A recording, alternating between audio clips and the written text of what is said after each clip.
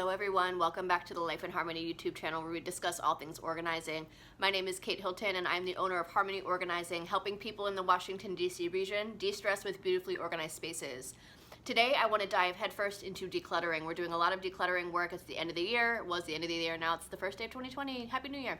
But we are helping a lot of people declutter, and it's always the first thing that we do whenever we start working with a client in a space is we pull everything out and go through items with them to help make decisions about what they want to keep and what they want to get rid of. So decluttering is one of my favorite topics.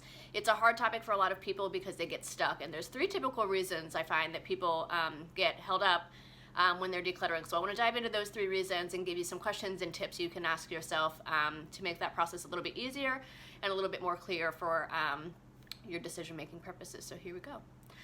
So the first reason that people get hung up, and this is probably one of the harder ones, is that it was a gift. It was a gift, it was a hand-me-down, it was an heirloom from a passed away loved one. And so what I always like to say is that when you're gifted something, regardless of how you are gifted it, it's not your responsibility to manage that item for the rest of your life.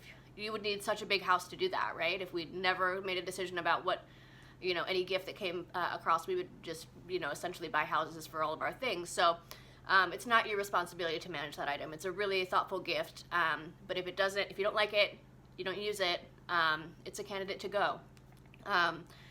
Again, it's the thought of the gift that matters. Imagine a time when you gave a gift and that feeling of giving to someone was kind of what you were going for, right?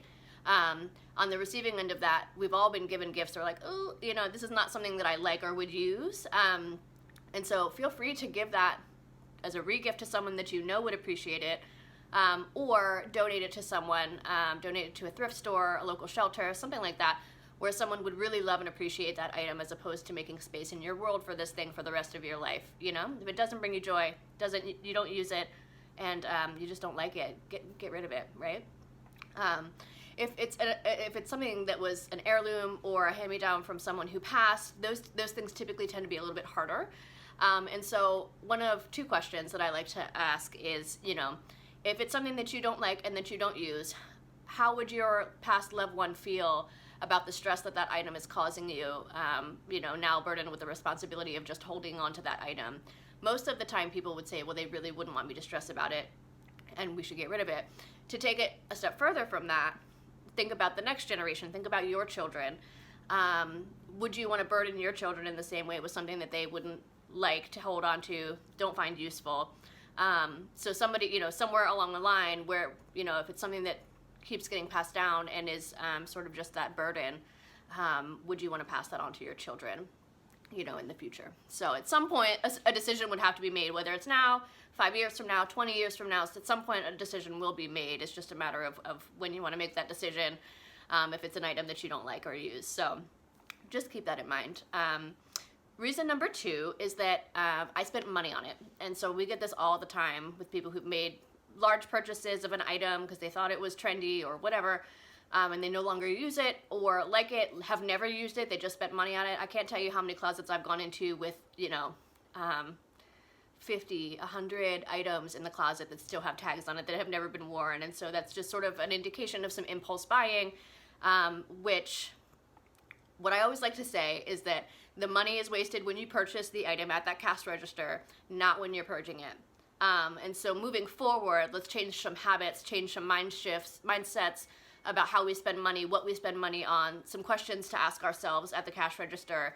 Do we have something that serves this function already? Would I really use this item? Those types of questions before you buy it, because again, that money is wasted at that moment when you purchased it and not when we're making the decision to free up our life and move on from that item. And also, it's just sort of that lingering reminder in your closet that that's something that you wasted money on and that you maybe made a bad purchase. And so rid yourself of that, old habits, old clothes that you'd never wear, those types of things to make space for new ideas and new things, right? Also, you don't have to fill your space, to capacity, so let it breathe a little bit. But again, that could be an incredible re-gift to someone or donation to someone who would really love it. So always keep that in mind. It's not like it's going to waste. It was wasted when you bought it, but when it's time to purge things, it'll go to someone who loves it, right? So there is that. The last question that I run into a lot with clients is, what if I need it? And so my first question is always, well, when was the last time you used it? And majority of the time it's a long time ago, or I've never used this item. And so what if you don't need it, right? We'll have this same conversation in 5 years where we'll inevitably donate it anyway. So let's just make that decision right now and stop making space for this item that's taking up a lot of space sometimes, and move on from that to just have less, right? Also, if you're asking, what if I need it, that's an indication that you're not currently using it. And again, it's taking up space in your world. So what if you do need it 5 years from now? How hard would it be to replace that item? Would you have a friend who you could borrow something from? Is there a more disposable option, right? If it's something that you bake with once every 2 years, could you borrow that baking sheet from a friend that one time and give it back? Or could you go to the store and get that one disposable? I'm not a fan of disposable, but if it's once every 2 years, that's a different story than, every week. So is there an alternative way that you could acquire that item if you actually did need it, right? Or, if you did start using that on the regular, how expensive would it be to replace that? So if you're asking, what if I need it, the answer is likely you won't need it because you haven't needed it. But you can likely find it pretty easily if you need it again. And also, it's taking up space in your world. And likely we'll have the same conversation 5 years from now, and you'll end up donating it then when we realize it's been 5 years and you still haven't used it. Typically, I work with clients, on a 3 to 6 month maintenance period where we'll come back after, for example, a clothing swap. When the seasons change, and I have a couple of systems that I use to help people monitor what they do use and what they don't use. So I check in with people sort of regularly that way to kind of help them see, oh yeah, you did not wear that this time. And when we put the new clothes out, okay, let's try and really focus on wearing these items so that we can kind of see, challenge yourself to wear what you have or get rid of it, right? So I hope that was helpful. I would love to answer any questions that you have, anything that you're hung up on. Please feel free to leave us a comment below.